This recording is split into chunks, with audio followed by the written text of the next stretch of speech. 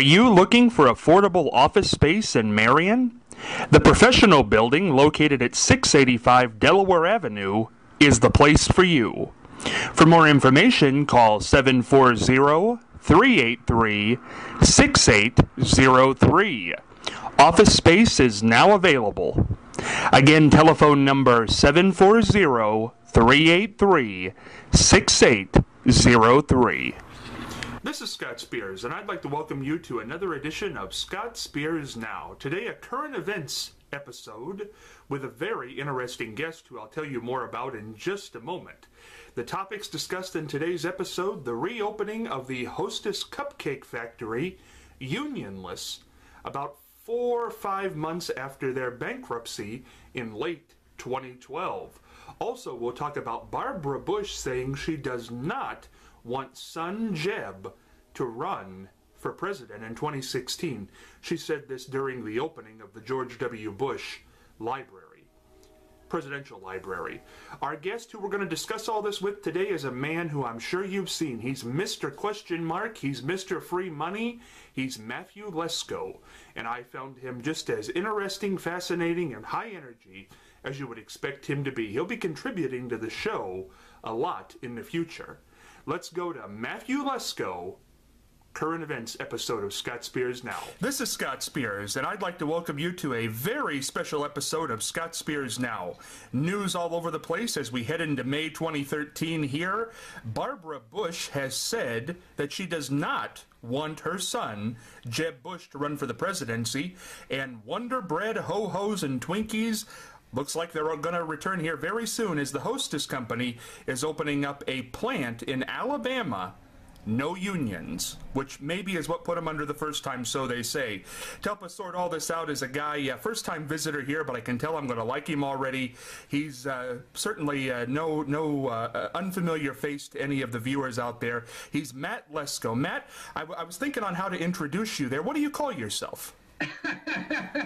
Well, I got ex-wives that call me all kinds of things.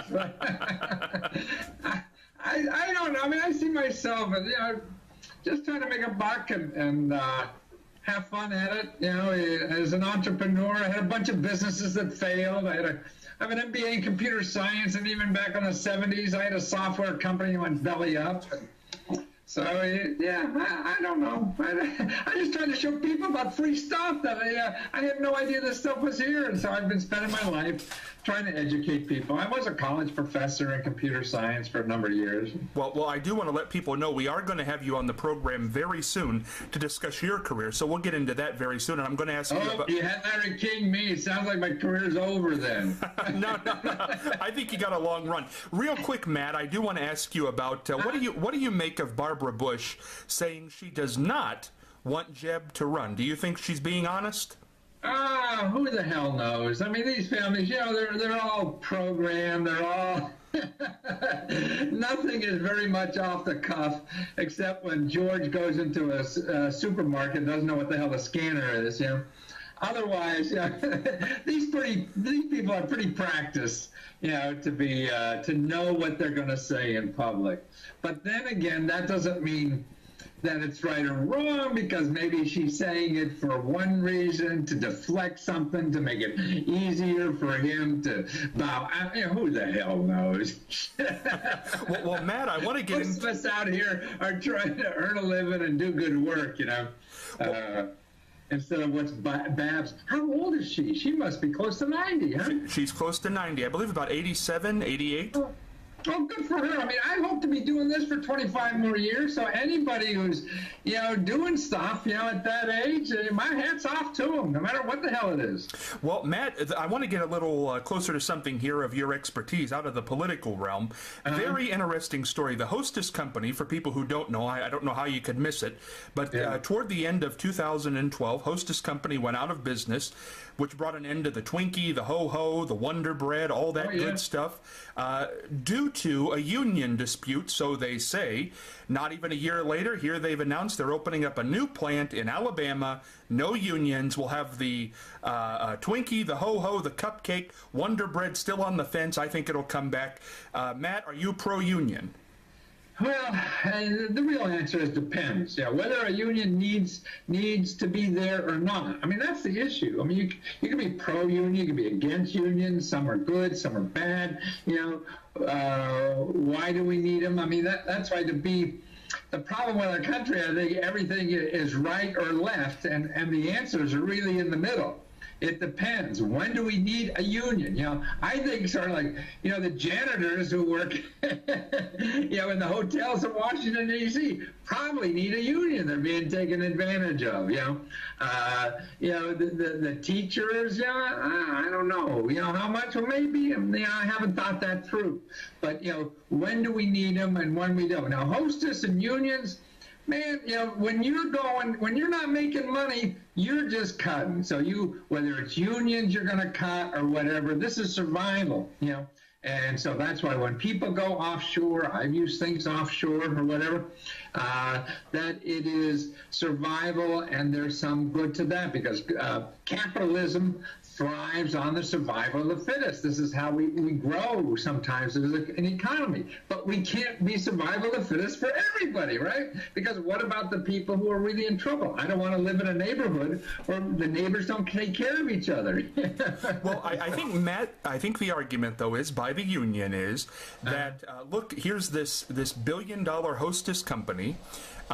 They're making a lot of money. They just don't want to pay us a decent wage.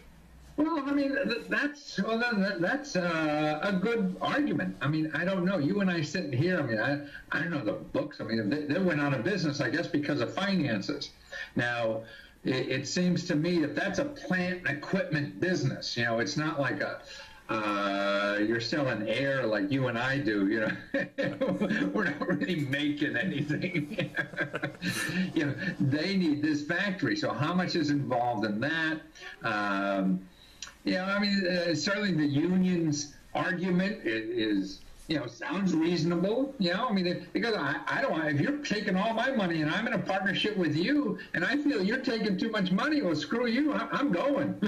Exactly, which I think is what their deal is. Right. And now that they do have the money to open up another plant and they're keeping the unions out, doesn't that, in a way, to those unions that got left behind say, well, yeah, they did have the money, they just didn't want to pay us? I don't know. I mean, how can you say? I mean, okay, even if it did, you have, I would think, you know, we have property rights in this country.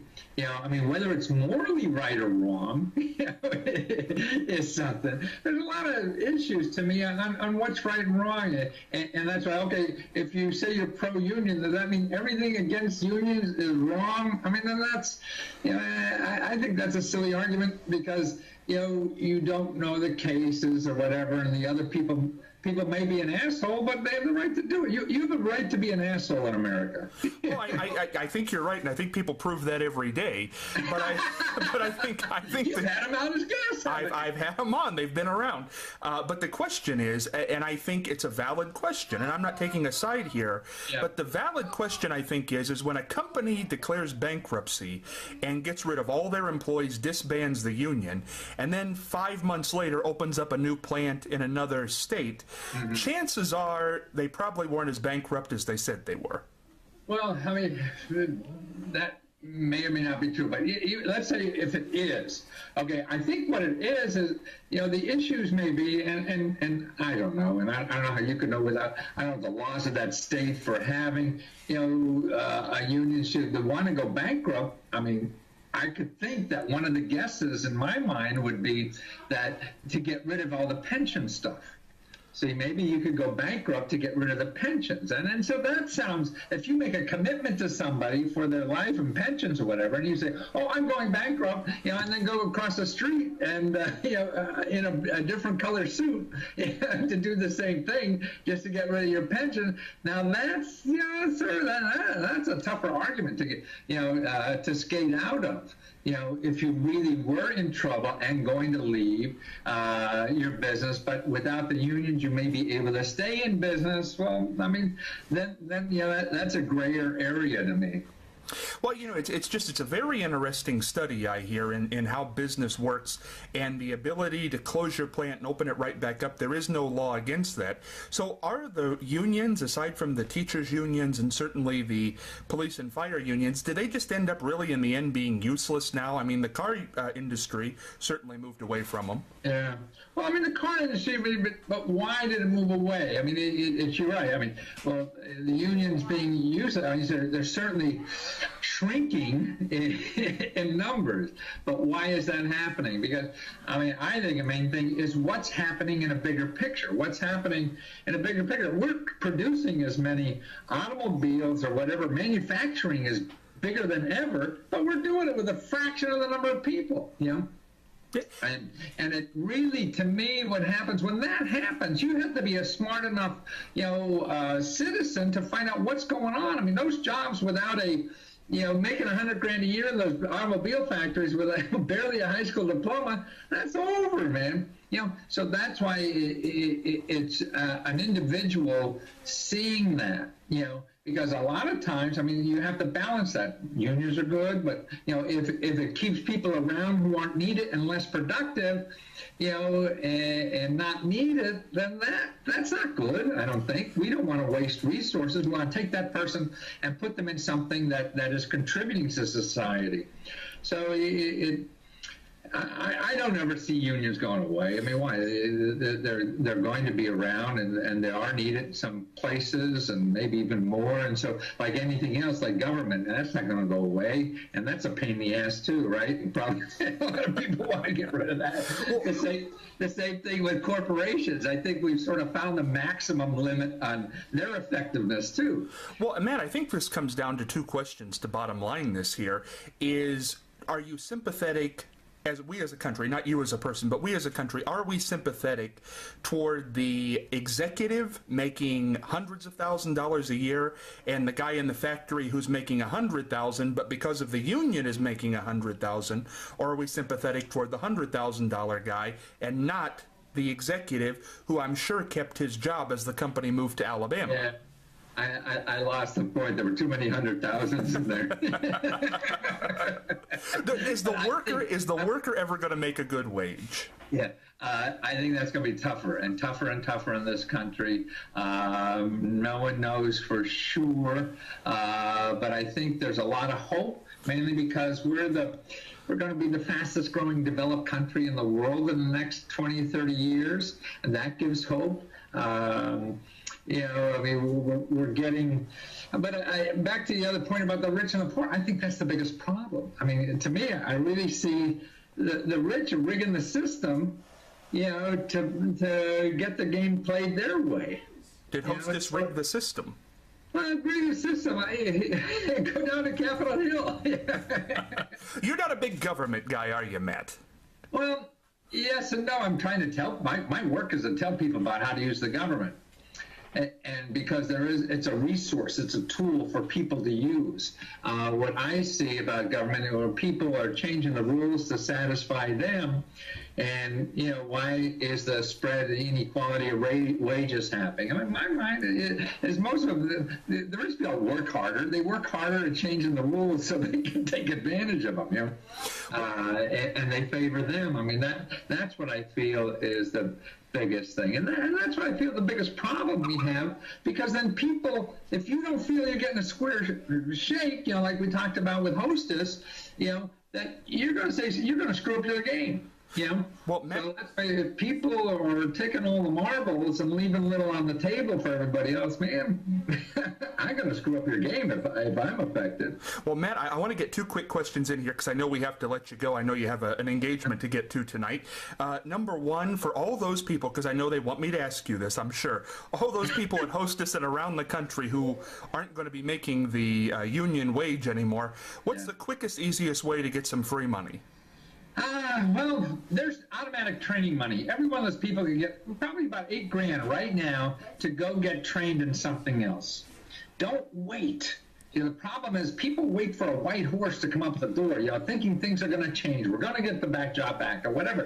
You see that train, you know, that light in the tunnel, the train coming is not going to stop. You know, if you win this time, you're going to lose next time, you know.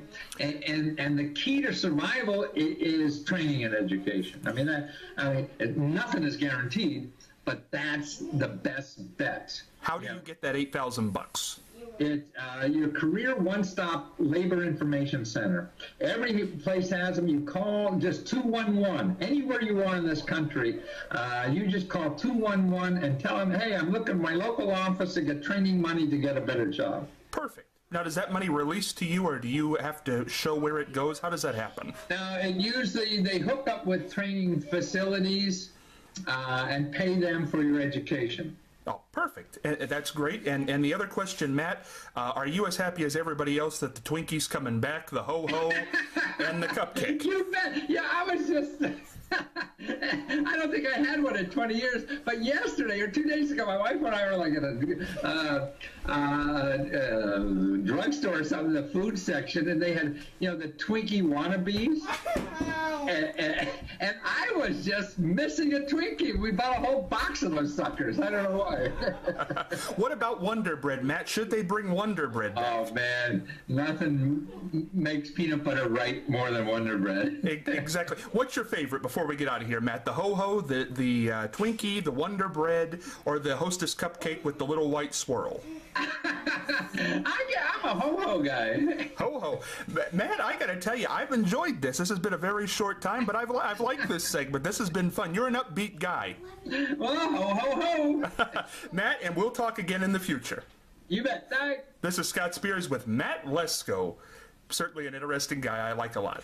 Thank you for watching this episode of Scott Spears Now with guest Matthew Lesko. I'm exhausted after talking with him, but guess what? He told you how to get $8,000 to the good.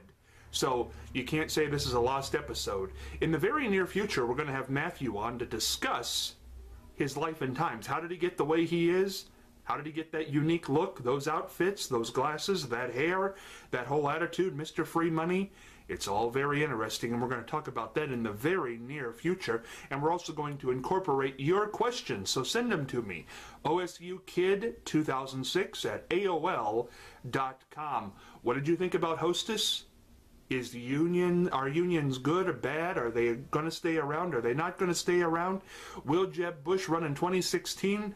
Only time will tell, and we'll be on that story. Until next time, this is Scott Spears, headed for the dugout.